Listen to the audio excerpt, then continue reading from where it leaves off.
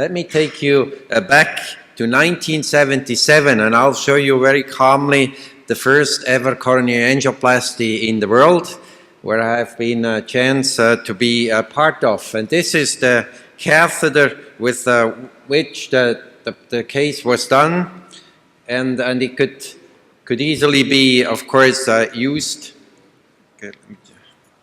Could easily be used still nowadays. If you want to do a coronary angioplasty with this catheter, it would still be possible. It's not steerable, but if you reach the lesion, a proximal lesion, you could still use it. My role then was a very minor one. As you can see, I held groin at the end of the procedure. I still like to kind of put this caption, which is kind of cut off, but it says how I saved the first patient's life, because if I had walked away, he wouldn't have made it. Andreas Grünzig was the operator. Some of you still remember him. Now, at the time, and of course you have to have reached my age to remember that, visibility in the cath lab was nil. This is what you saw, so you couldn't really make up on just on fluoroscopy, and there was no replay, no still frame, nothing what was going on. You had to develop the cinefilm, which took about 20 minutes to know what was going on. So this is Grünzig with this first case in the original cath lab where the first coronary angioplasty was done, 1977. So pressure measurements, which have come back a little bit with FFR if you want, were quite important at the time.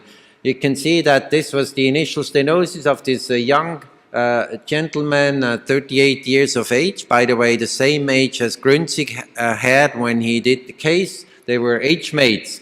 Now you can see there was a proximal LAD lesion that was not a spasm, because this the angioplasty was done 2 days after the diagnostic study, and there was still the same lesion there. So as a second step, you can see that the pressure distal to the balloon was measured. This initial balloon didn't have a through lumen for the wire, but it had a distal pressure measurement capability.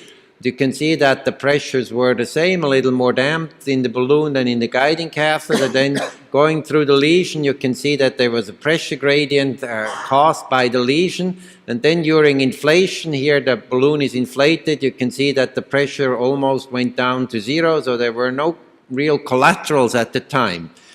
Because if there were collaterals, the pressure would stay up at 20 to 40 millimeters of mercury.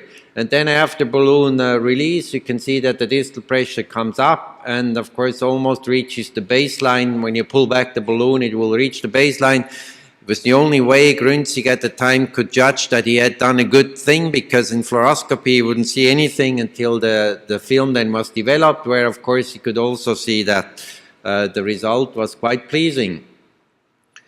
Now, this particular first case had a pre-planned follow-up exactly 1 month after this was the case, and exactly 1 month later he had this initial follow-up, still showing a good result. Of course, there were no stents at that time.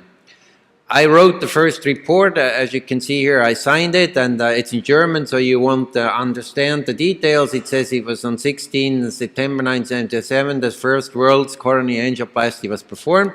And interestingly for you, the patient was put on vitamin K antagonist. It was not yet known that aspirin could be used for anticoagulation at the time. Aspirin had been around for 70 years, but it was not yet recognized as a blood thinner. Just for your interest.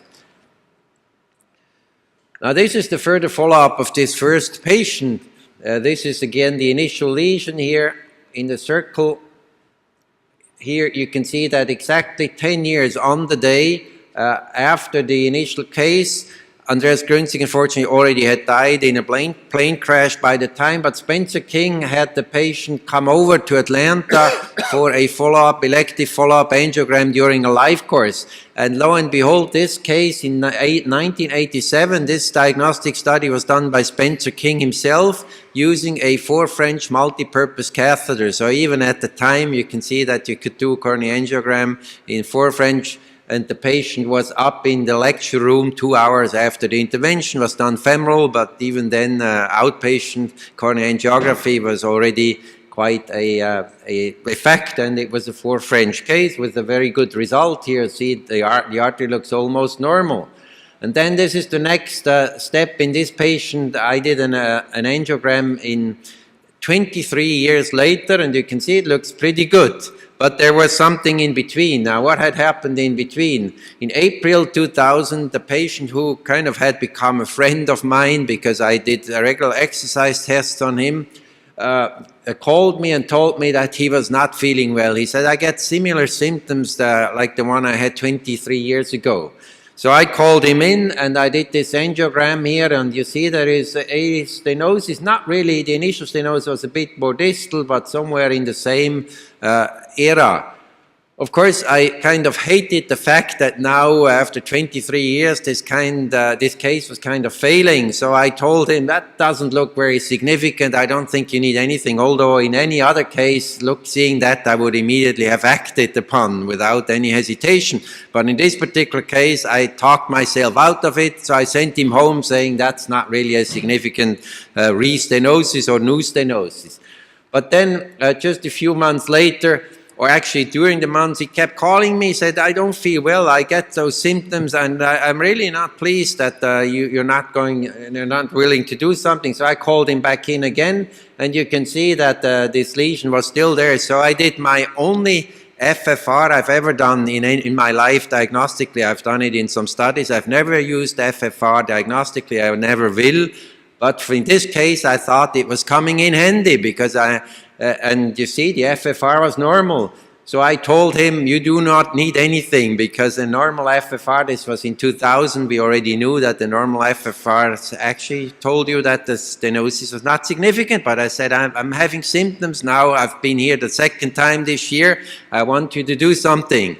So I had to do it. I put in a balloon, and this was the result after the balloon. And I told him, we're finished, everything is fine. But he said, no, we're not finished. Now everybody gets a stent. I want a stent. He looked at the screen himself. He was quite savvy in the meantime about cornea angioplasty.